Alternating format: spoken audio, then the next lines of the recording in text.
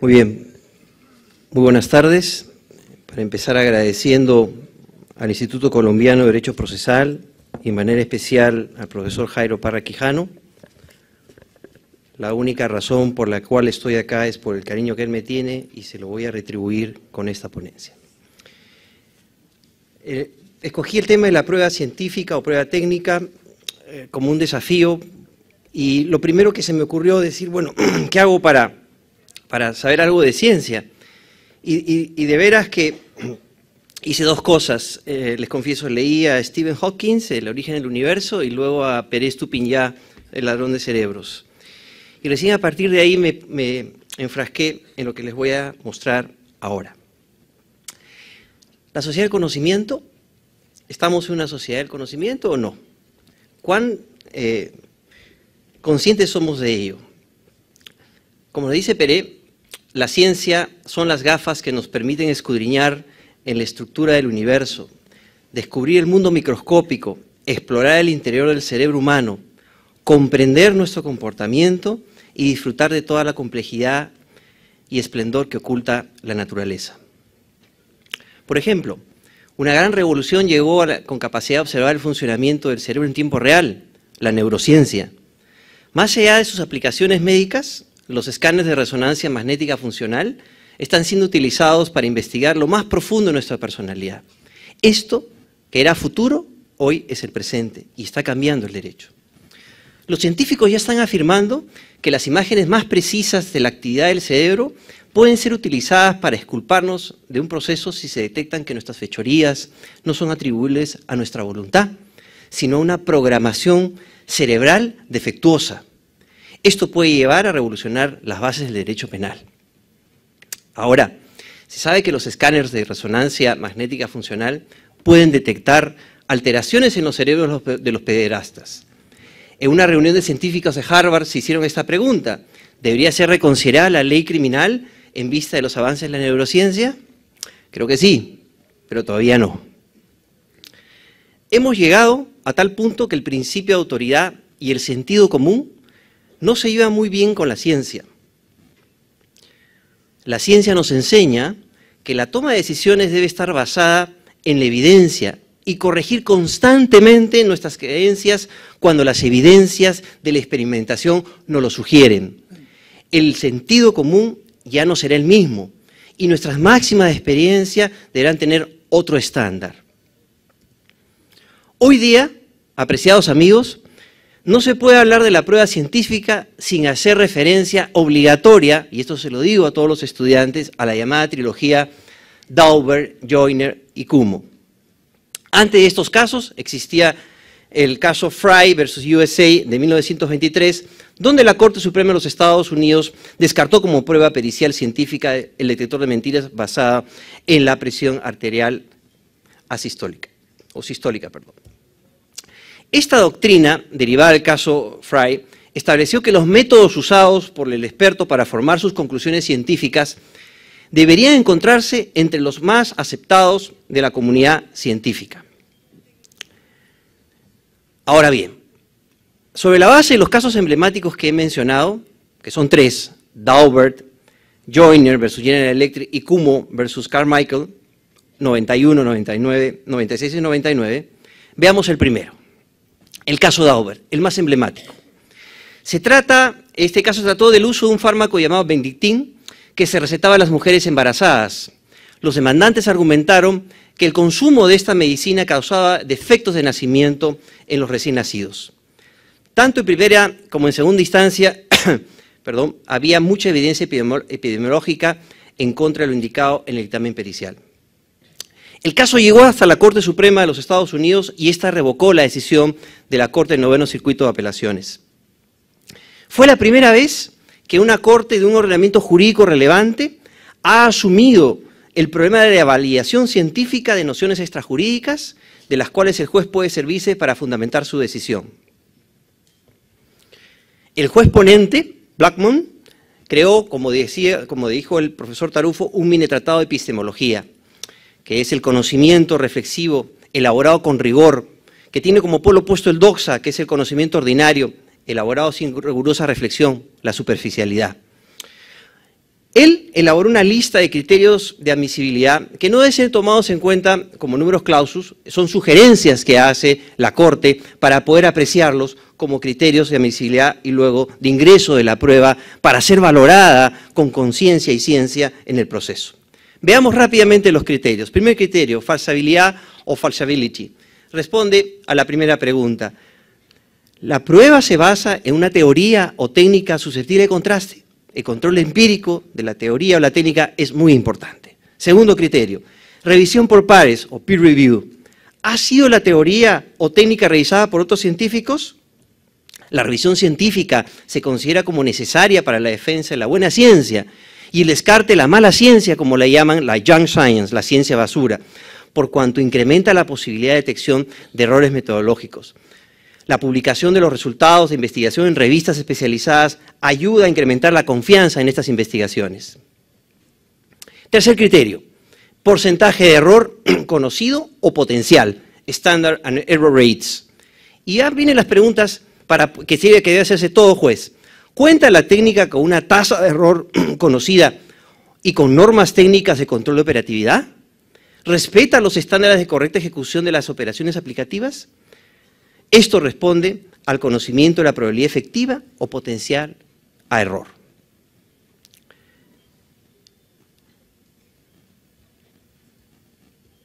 Cuarto criterio, consenso general de la comunidad científica, general acceptance. La ciencia utilizada es generalmente aceptada, si bien este es el mismo criterio del caso Fry, visto en conjunto con los tres anteriores, adquiere una emisión absolutamente diferente e importante. Entonces, viendo en resumen el caso Daubert, podemos ver tres problemas esenciales. El primero, la necesidad de que el conocimiento sea científicamente válido, lo que use el juez sea científicamente válido. Segundo, que el juez se convierta en una especie de gatekeeper o guardián de la prueba científica que tenga la potestad de seleccionar y admitir solo la prueba científicamente válida, convertirse, como dice Pérez Tupin, ya en una especie de sommelier científico, ¿no? Decantar la prueba para ver cuál es la que le produce mayor convicción al momento de valorar. Tercero, se pone en crisis el mito según el cual la ciencia sería capaz de encontrar la verdad cierta e indiscutible. El mito favorecería una dirección pasiva y sometida de los jueces sobre lo que dicen los científicos, lo cual no es lo deseado. Veamos el caso General Electric con el caso Joyner, en el año 96. Es muy interesante porque aquí el demandado alegó que adquirió un cáncer al pulmón por su exposición a los PCBs, que son los bifenilos policlorinados, que se usaba como un aislante para equipos eléctricos. Este insumo es una sustancia muy tóxica, considerada entre las 12 sustancias más tóxicas que existen en nuestro planeta. Pero el demandante era fumador y con antecedentes familiares de cáncer al pulmón y argumentó que el PCB desencadenó o activó su cáncer. El juez supremo Rehnquist revisó los estudios científicos presentados por el demandante y aplicando las reglas del caso Daubert concluyó que no había relación estadísticamente que lo demostrase. Es decir, a pesar de que se presentaron estudios de trabajadores de una planta en Illinois que habían desarrollado un cáncer al pulmón, estadísticamente no se había demostrado la conexión que había entre la exposición al PCB y ese cáncer al pulmón. Kumho-Tyre versus Carmichael, el año 99. Aquí también la Corte Suprema de los Estados Unidos decidió revisar nuevamente el criterio Daubert. ¿Y por qué lo decidió revisar? Porque la Corte del 11º Distrito de Apelaciones no lo aplica y lo restringe solamente para la prueba eminentemente científica. Y vamos a ver por qué la Corte Suprema de los Estados Unidos no estuvo de acuerdo con ese criterio. Los demandantes aquí argumentaron que el neumático de la camioneta explotó debido a un defecto de fabricación. Y así concluyó uno de los peritos de los demandantes al hacer un análisis de la banda de rodamiento. ¿Y qué técnica utilizó este experto en llantas? Porque era un experto en llantas. El experto en llantas, que no era ningún científico como lo conocemos nosotros, era un experto en llantas, realizó una inspección visual y táctil de la cubierta del neumático y constató que no había sufrido desviación, es decir, que se había desinflado o tenía sobrepeso la llanta, por lo tanto concluyó que la llanta era defectuosa. Como les dije, la Corte de Apelaciones consideró que dicha inspección no puede ser considerada como una prueba científica y por lo tanto no aplicó la regla Daubert. La Corte Suprema de los Estados Unidos no estuvo de acuerdo con dicho criterio y dijo que la regla Daubert sí era aplicable, que el método fue confiable, pero su aplicación al caso concreto no lo fue, porque en el informe técnico también aparecía que la banda tenía un desgaste grande, lo cual ocasionó el accidente que acabo de mencionar.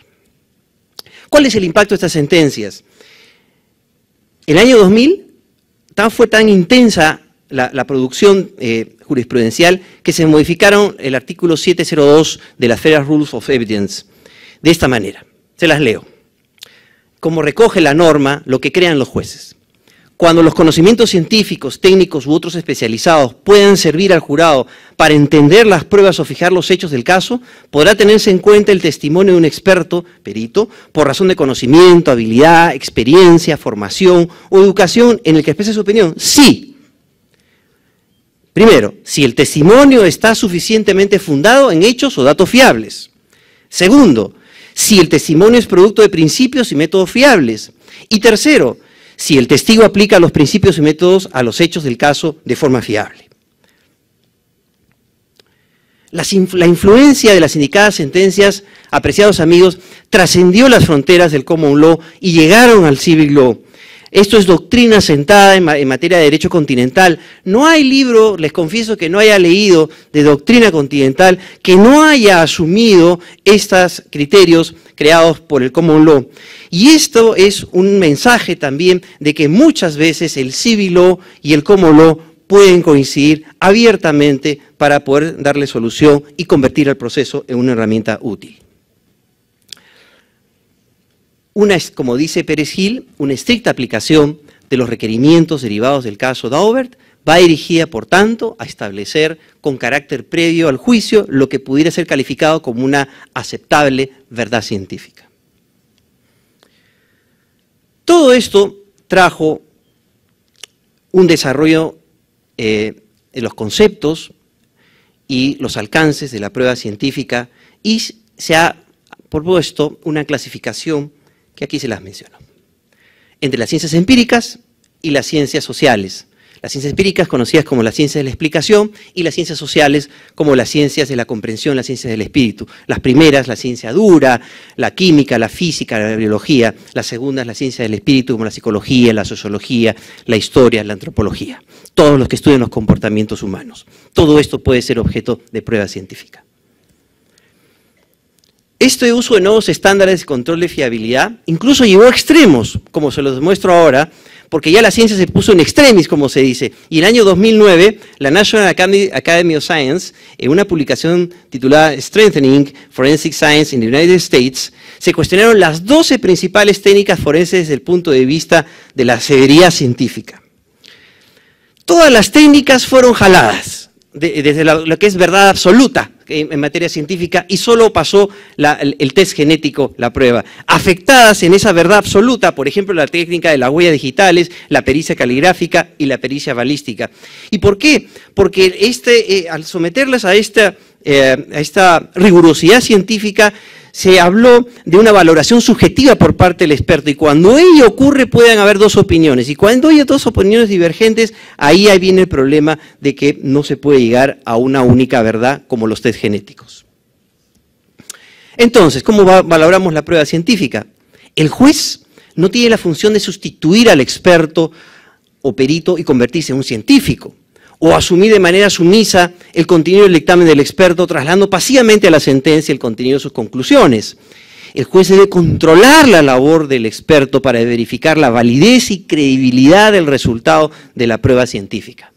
En suma, el juez debe valorar la correcta realización del procedimiento y la validez del método que ha seguido la realización de la prueba científica. El juez debe operar como un epistemólogo, es decir, como un sujeto que verifica la validez del método con el cual han estado uniendo determinados resultados probatorios. Solo de esta manera se neutraliza el llamado efecto CSI, la serie esta que todos ustedes ven, de estos peritos forenses que más parecen modelos de pasarela, que ya dictan quién es culpable y quién es inocente con la magia que hacen con los líquidos los rayos que iluminan cuando entran a una escena de crimen. En resumen, la fiabilidad de una prueba reputada como científica depende de lo siguiente: la validez científica del método utilizado, tecnología apropiada, rigurosos controles de calidad y cualidades del experto o perito. Y ahora seguimos avanzando con este vuelo rapidísimo por lo que he investigado, si el ADN es una prueba perfecta. Muchos dirán que sí, porque de acuerdo a información científica, la mayoría de las veces obtiene una probabilidad por encima del 99.99% y se le califica, como acabo de decir, como la prueba perfecta y produce plena certeza. Eres el padre. Sin embargo, la validez del test genético depende de una serie de condiciones relativas a la cualidad, a la recolección y conservación de los materiales genéticos, desde el uso del procedimiento correcto hasta la seriedad del laboratorio y el experto que lo realizó. El problema de muchos países, como en el Perú, por ejemplo, es que no tiene una carta genética o regulaciones mínimas para la correcta aplicación o realización de la prueba. No hay regulación sobre la idoneidad de los laboratorios, no hay certificaciones, ISO, no se les exige ningún tipo de certificaciones ISO, y la habilitación, creo yo, es mi sugerencia, debe estar a cargo del Estado y regulada legislativamente. Problemas que se pueden presentar cuando los laboratorios no cuentan con expertos adecuados, inmunogenetistas, hematólogos, bioquímicos, etcétera, o cuando el laboratorio no dispone de un adecuado sistema de computación en los cuales es imprescindible para medir el tamaño de los alelos. También la falibilidad de los exámenes de última generación puede obedecer a la insuficiente cantidad, y ese es el tema, la muestra es muy importante porque de ello depende el alto grado o el bajo grado de fiabilidad. La ausencia de condiciones apropiadas de asepsia pueden afectar la muestra. El hecho que el ADN se encuentre degradado o contaminado por bacterias también puede afectar el resultado. El riesgo de resultados equívocos por temperaturas elevadas o exceso de humedad también puede afectar el resultado del test de ADN. Por lo tanto, el juez puede celebrar estos controles y podemos llegar a determinar en determinados casos que no es la prueba perfecta. Neurociencia y proceso. Seguimos con este vuelo rápidamente. Como bien lo advirtió el profesor René Molina, las investigaciones realizadas en neurociencia evidencian que el derecho necesariamente se va a afectar. Va a haber cambio de paradigmas. ¿Somos conscientes de ello? Algunos sí, otros no. Por ejemplo, la neurociencia puede ser utilizada como una herramienta para la selección de jueces. Hay zonas del cerebro donde la razón está separada de lo que es el sentimiento de justicia, como dicen ellos, y como establecen los neurocientíficos, cuando se piensa en la justicia, nos soportamos en un algoritmo no verbal, soportado a su vez por una mezcla de huellas genéticas, herencia cultural y experiencia, lo cual nos puede dar el perfil de un juez, por ejemplo, para poder elegirlo. Neurociencia, la libertad, responsabilidad, imputabilidad. ¿Cuán responsables somos de nuestras acciones? ¿Cómo influye la edad en la responsabilidad? Para ello hay que tener en cuenta investigaciones recientes que demuestran que la maduración biológica del cerebro se da entre los 16 y los 17 años. Eso es ciencia. Por ello es que los resultados ofrecidos por la neurociencia han demostrado que los jóvenes tienen una menor capacidad que los adultos para inhibir su comportamiento y controlar sus impulsos. Es por eso que en el caso Roper versus Simmons, Simmons con 2 M's, yo tengo una por si acaso, la Corte Suprema de los Estados Unidos, apoyada en estudios neurocientíficos, abolió la pena de muerte a raíz de estas investigaciones a los jóvenes de edades inferiores a los 18 años. La necesidad urgente de reemplazar la enseñanza del derecho. Es muy importante, creo yo, que las facultades incorporen el estudio de los avances de la ciencia, como la psicología, la biología, la neurociencia, todo lo que tenga que ver con el comportamiento humano. No nos enseñan nada de eso en las facultades y creo que sí debemos saberlo y tenemos el derecho a saberlo. Los jueces también tienen un deber de conocer los avances de la ciencia e incorporarlos a sus conocimientos generales o máxima experiencia, ya que muchas veces el principio de autoridad y sentido común no se lleva muy bien con la ciencia. Les he traído 2 casos rápidamente, uno internacional y uno de mi país, para que apreciemos cómo se ha valorado la prueba científica. Este es el caso Artavia Murillo versus Costa Rica, la fecundación in vitro del año 2012, muy interesante y lo vemos a continuación. El Estado, se demandó al Estado de Costa Rica a causa de una sentencia expedida por la Sala Constitucional de ese país que declaró inconstitucional un determinado tipo de fecundación in vitro. ¿Por qué? Porque la Corte dijo que, de Costa Rica, que el derecho a la vida de los embriones era afectado porque estos eran descartados. Y acá les traigo la cita. La vida humana se inicia desde el momento de la fecundación. Por tanto, cualquier eliminación o destrucción de concebidos, voluntaria o derivada, de la impericia del médico o de la inexactitud de la técnica utilizada, resultaría de una evidente violación de derecho a la vida contenido en la Constitución costarricense. ¿Qué dijo la Corte? La Corte Interamericana de Derechos Humanos llegó a determinar que Costa Rica fue el único país que proscribió esto. Y que además la Corte dijo que sobre este tema de cuándo se da la concepción no hay consenso científico.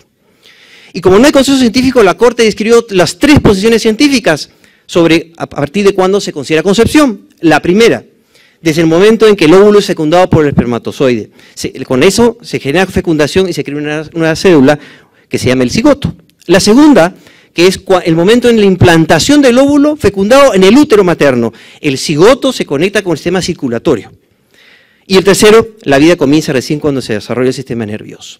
Entonces, con lo descrito se evidencia que no hay consenso científico y así lo dijo la Corte Interamericana. Pero ¿qué pasa? Pese a la falta de consenso científico, la Corte asumió una posición y valoró positivamente prueba científica y dijo que la concepción comienza cuando el embrión se implanta en el útero, es decir, fecundación más implantación igual concepción. Y ahora, ¿cómo viene la protección? Este es el debate, porque dijo que recién a partir de la implantación se aplica el artículo 4, y todo el mundo dijo, bueno, ¿el artículo 4 al embrión? No. El objeto de protección es la mujer embarazada, y concluye que no es procedente otorgar estatus de persona al embrión. ¡Wow! La expresión ser humano, utilizada en la Declaración Universal de los Derechos Humanos, ha sido entendida en el sentido de incluir al no nacido. Según la Corte, el embrión no puede ser tratado como persona. El embrión puede ser protegido en nombre de la dignidad humana, sin convertirlo en persona con derecho a la vida. Doble guau.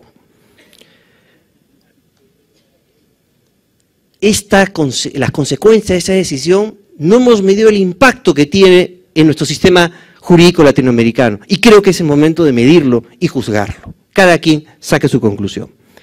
Vamos a mi país. ¿Cómo funciona la prueba científica? No nos va tan bien, al contrario. Fíjense, este es un caso dramático de transexualidad y ciencia. ¿Y por qué digo dramático? Por lo siguiente, el demandante interpone una demanda de amparo contra la RENIEC, que es una institución pública peruana que otorga la identidad a una persona, le da el DNI, el Documento Nacional de Identidad, y él pidió que se le cambie el cambio de sexo de masculino a femenino en su Documento Nacional de Identidad, y lo mismo en su partida de nacimiento. Ello debido a que el demandante sea calificado como transexual o mujer reasignada, no reasignada, reasignada, mediante cirugía de cambio de sexo. La sentencia emitida, en mayoría declaró infundada la demanda de amparo, en mayoría. Gran parte del sustento de esta decisión se basó en un análisis científico, y el debate fue entre el sexo biológico y el sexo psíquico. ¿Cuál debe prevalecer? ¿Y qué dijo nuestro Tribunal Constitucional? Y utilizó ciencia para decir que el sexo biológico, sexo cromosómico, no se puede cambiar o alterar. De ahí surge la doctrina dicha por el tribunal de la indisponibilidad del sexo. Entonces, el TC peruano dijo que solo se puede rectificar el registro por algún error en la inscripción. ¿Y cómo es el error? Por ejemplo, en el caso de intersexualidad o hermafroditismo. No hay mayor supuesto. ¿Por qué? Porque el TC dice que los transexuales son enfermos mentales. Lo calificó como una patología, como un desorden patológico. Es decir, define al transexual como una persona que muestra una incongruencia entre lo físico y lo psíquico. En suma, que se trata de un problema de salud mental. Y sin un criterio inicialmente detallado por la Organización Mundial de la Salud, pero que fue muy criticado por la gran mayoría de la comunidad científica. ¿Aplicaron Daubert? No aplicaron Daubert. ¿Debieron abstenerse a resolver? Creo que no. Pero el tribunal indica que el cambio de sexo no es posible incluso con la cirugía más perfecta. Entonces, el tribunal concluye indicando que el derecho deberá interpretar sus normas o cambiar su legislación a la luz de lo que aporte la ciencia médica al respecto. Y el voto en mayoría es muy duro respecto, perdón, el voto en minoría es muy duro respecto al voto en mayoría, porque acusa a los que votan en mayoría de haber invertido la doctrina científica mayoritaria que establece la prevalencia del sexo psíquico sobre el sexo biológico. En fin, pero la mayoría manda en materia de decisiones. Al mismo tiempo, el tribunal evita dictar un precedente sobre este tema porque dice que en los temas polémicos no dicta precedentes. La verdad que es impresionante, entonces, ¿para qué sirven los precedentes? ¿No? Y que es propio de los jueces activistas, entonces han preferido ser conservadores, como algunos, por desgracia. Conclusiones. La prueba científica es una variante de la prueba pericial que se caracteriza por la especial idoneidad del experto interviniente en materia científica o tecnológica. No debe confundirse la alta confiabilidad de que goza la prueba científica con su infalibilidad. El juez debe ser un guardián o gatekeeper de la prueba científica. La regla Dauber se ha convertido en un parámetro universal que debiera ser asimilada de alguna manera por nuestro sistema legislativo procesal, por nuestros jueces. El juez debe valorar la correcta realización del procedimiento y la validez del método utilizado. El juez debe operar como un epistemólogo. La ciencia y el derecho no pueden seguir caminos separados. Es muy importante que se replantee la enseñanza del derecho incorporando estudios de psicología, biología, genética y neurociencia. Los jueces deben elevar su estándar de conocimientos para poner a nivel los avances de la ciencia, sus máximas de experiencia. Y para terminar, yo reflexioné mucho de cómo terminar. Citar a un poema, García Márquez, un vals, algún filósofo, cantarles algo, pero de la investigación que hice, porque leí de todo, hasta si el huevo producía colesterol, ¿no? Encontré algo que creo que a los jóvenes les va a interesar, que es la explicación científica del amor, y así quisiera terminar. La dopamina es la hormona del placer, que no te engañe. A ella le da igual si vuelves con la misma pareja o no. Incluso permite que te enamores de dos personas a la vez. La serotonina, que genera algo interesante, necesitas estar cerca de alguien, empiezas a enamorarte. Eso es, si lo sumas a la testosterona, es para que lo pases bien, nada serio.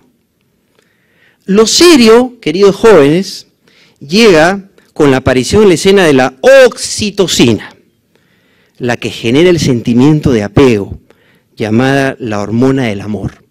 El cerebro la segrega en grandes cantidades en cada orgasmo.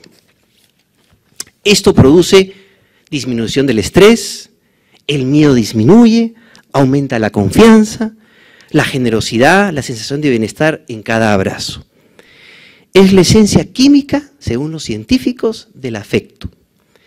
Pero si por cualquier motivo la relación se rompe cuando los niveles de oxitocina están altos, la química del cerebro se vuelve loca. La serotonina cae por los suelos, viene depresión, viene ansiedad. Te separas y tus neuronas encargadas del placer ya no segregan nada de dopamina, la hormona del placer. Viene la abstinencia. El cerebro te pide a gritos sinápticos volver con tu ser amado. Recaerás como el alcohólico cuando dice, solo una copita.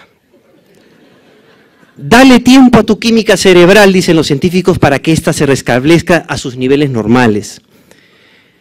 Esta frase que dicen los científicos, quiero continuar siendo tu amigo, suele decir el que haya salido más ileso de la ruptura. Esto es científicamente absurdo, no se lo permitan. Es como curar a un alcohólico diciéndole, debes dejar de beber, pero puedes continuar yendo a los mismos bares. No hace falta que tire las botellas de tu casa, dale un inocente beso a la botella de vino cada cierto tiempo. Los neurocientíficos expertos en adicción sostienen que ello no te lleva a ningún sitio. Entonces proponen la terapia del desamor. ¿Y cuál es la terapia del desamor? Borrar los teléfonos, borrar los mails, tirar las fotos a la basura, por muy doloroso que sea. Conociendo, amigos, un poquito de ciencia, podemos sufrir menos del corazón. Muchas gracias.